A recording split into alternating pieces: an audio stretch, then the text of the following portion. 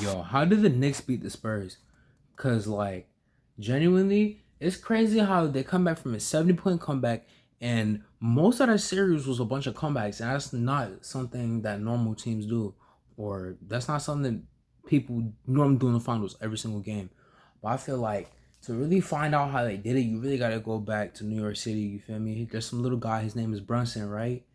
And you know what I'm saying? He went against the Spurs. He did his little thing, but he didn't win, right? You know what he did? He had a son.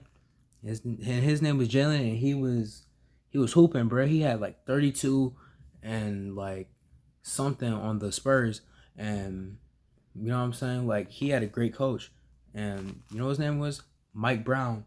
And before you say anything, Mike Brown's this, Mike Brown's that. Remember when the Kings cut him, they made a terrible decision, and I feel like the reason they won is because Mike Brown, he's so experienced, bro. Like he's an OG. Like he knows everything he's doing.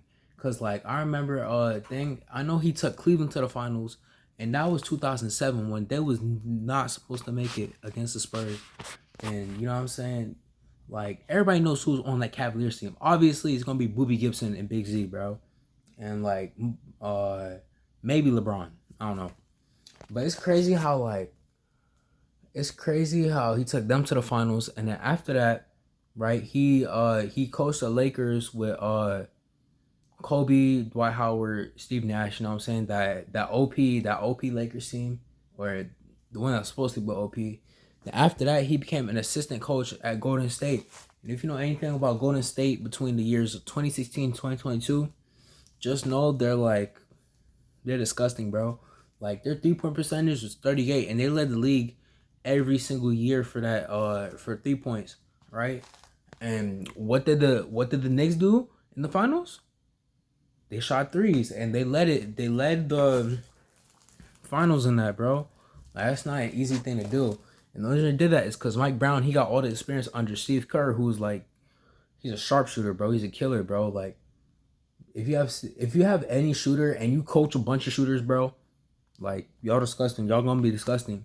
And you saw that dynasty that they had on the Warriors.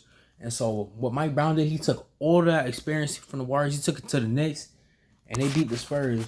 And then what I noticed too is that like the Knicks, they got a bunch of veterans, bro. Like I feel like that's the reason they were so like consistent in the second half.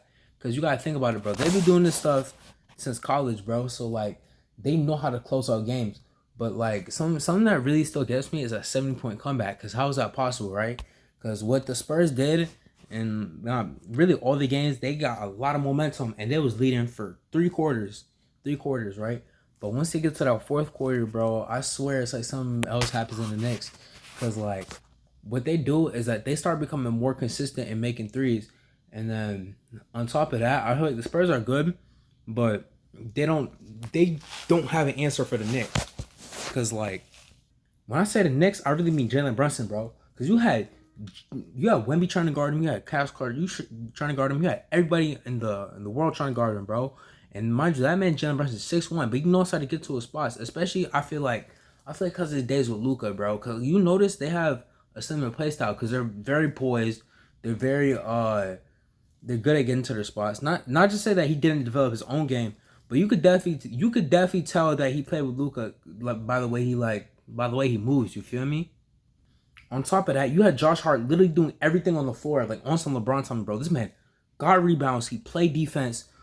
He held Castle to 0 points in Game 5, and he helped. You know what I'm saying? Like everybody just get better, bro. Like low key, this man can knock down shots and he can defend. He could pass. He could rebound. He could space the floor. He can set screens. He can do everything you want in basketball, bro. Like literally. And then like Karl Anthony Towns, that man is a literal weapon, bro. Like if you see a 7 foot guard, what can you do? This man shoots in your face from anywhere. And then on top of that, he just drives and he just has his way with everybody, bro. I feel like not only offensively but defensively, they was giving the Spurs work, bro. Cause think about it. In Game 5, a lot of them scored less. I think one of the games, Dylan Harper led the team in scoring. Not to say that that's bad because Dylan Harper is a great hooper, bro. He's one of my favorites. But I feel like when you have like a bunch of older guys and you have a rookie leading the team in points and by a lot, I feel like that's not really good. But then again, you can't lie. They're all basically rookies, bro. Like rookies are like second years because like they're young. But I feel like that's part of why they lost because they're not used to the playoff intensity. Not to say that they weren't intense because they were, bro. That OKC series that was crazy, but like it's hard when you're going against people who've been in the playoffs. They played against older veterans. They've done everything again and again and again and again, bro. Like you literally have like older veterans just coming at you, bro. And when we think about the veterans, bro, they always know how to guard, bro. Like you can't tell me one vet that don't know how to guard. And I feel like what they did is that they used their knowledge to their advantage, and they just really just shut down the Spurs. And a lot of people think Fox hurt the Spurs. Don't get me wrong. Maybe some plays were bad, but you can't lie. Like literally, Fox led the team in assists the whole finals, bro. And what was his job? His job was literally to pass. Because if he wanted to be a scorer, he would not go on the Spurs, right? He would stay in the Kings where they were just tanking and doing whatever, right? But no, he took the initiative to go to the Spurs and play less of a scoring role. And this man literally did his job of distributing the ball. All right, maybe in the second half, maybe some bad plays. He got blocked by OG, right? But if you're on a fast break and there's nobody to pass it to, you might as well put it up, bro. I don't know. But most of the games, I also wonder why didn't the Spurs win? But I feel like the Knicks are really good at getting hot and momentum. And then again, their coach is Mike Brown, so he really knows what he's doing, especially when they shoot threes. Cause I remember that one game, bro. I think it was that comeback game, that OG tipping, that was crazy. But you gotta remember that whole fourth quarter, they was leaving OG open. There was even Shama open, bro. It was leaving everybody open.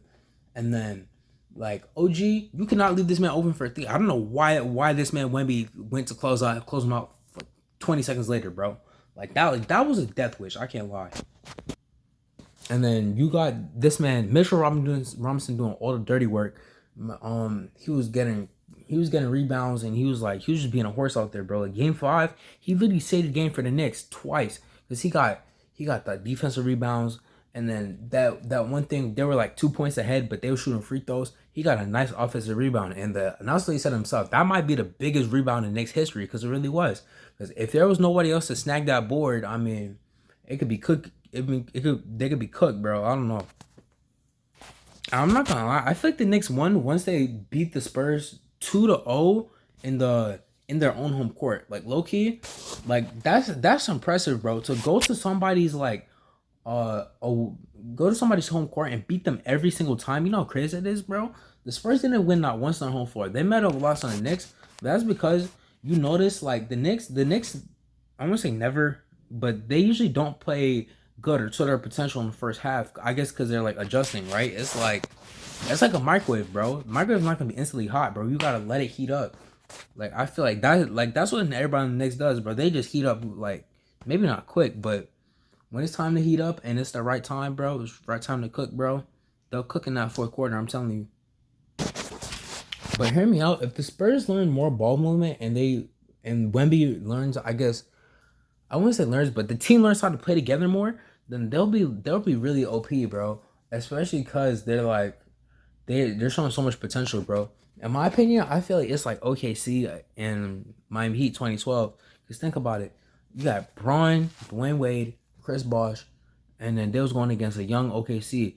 And at that point in time, they were already 9 years into the league. So what are you gonna do against 9-year vets, bro? That can not only jump out the gym, they could pass, they could shoot, they could do everything. And then they got the job done, you know what I'm saying? They got it done maybe in they lost maybe 2 games out of the 6 they played. But I feel like it's the same situation with the Spurs. Cause remember, OKC, they became nasty after they lost the championship in 2012. But I feel like the Spurs have great potential, especially because God willing that they're healthy, they could win because every team has their year, bro.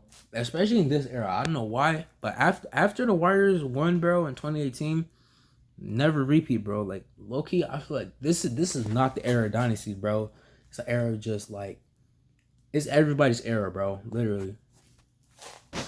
You know what? Maybe if they ask Fox to slide over that Mike Brown playbook, bro, they could really win. I can't lie, cause the way the Knicks was spacing the floor was disgusting, man. It was crazy. Like low key, let the Spurs learn how to space the floor a little more, learn how to ball movement, all this stuff that's important for this era, I guess, and they'll be one hell of a team. I can't lie.